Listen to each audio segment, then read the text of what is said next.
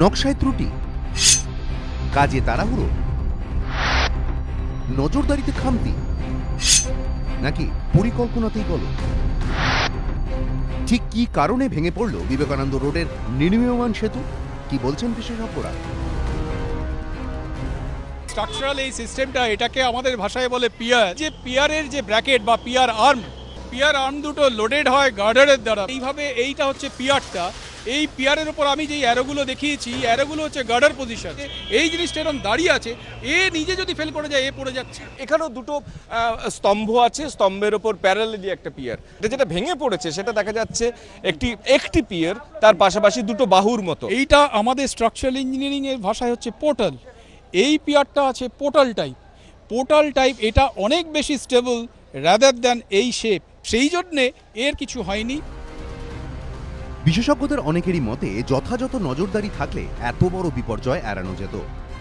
কোনো labour contractor সে বলছে রাত্রেবেলা ওয়েল্ডিং করেছে, লোডেড কন্ডিশনে কোনো স্টিল স্ট্রাকচার কোনোদিন ওয়েল্ডিং করতে নেই।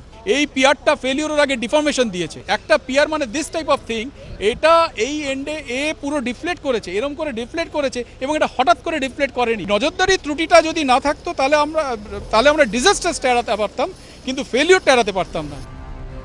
তাহলে এই বিপর্যয়ের পেছনে ঠিক কি কারণ থাকতে পারে? পিয়ারটা ভেঙেছে, পিয়ারটায় নিশ্চয়ই এখানে ইঞ্জিনিয়ারিং কিছু ফেলিওর আছে।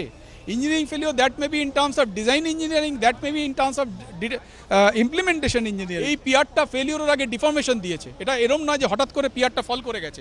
মেটেরিয়ালে ত্রুটি থাকতে পারে, ডিজাইনে ত্রুটি থাকতে পারে। এটা যেভাবে তাড়াহুড়ো করে করা হচ্ছিল কিনা সেটার জন্য কিছু হতে পারে। বিশেষজ্ঞদের অনেকে নিশ্চিত তুলনামূলক সরু রাস্তায় এত চওড়া উড়ালপুল তৈরির পরিকল্পনাতেই ভুল ছিল। ফরেনসিক বিশেষজ্ঞদের মতে টি আকারের এই স্তম্ভটি স্টিল গার্ডার ভেঙে পড়াতেই যাবতীয় বিপত্তি।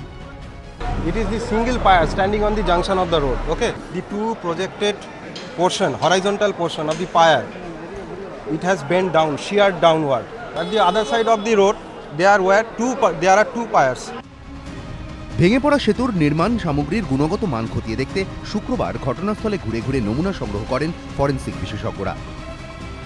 কৃষ্ণেন্দু অধিকারী ও ময়ূর ঠাকুর চক্রবর্তী, এবিপি আনন্দ, কলকাতা।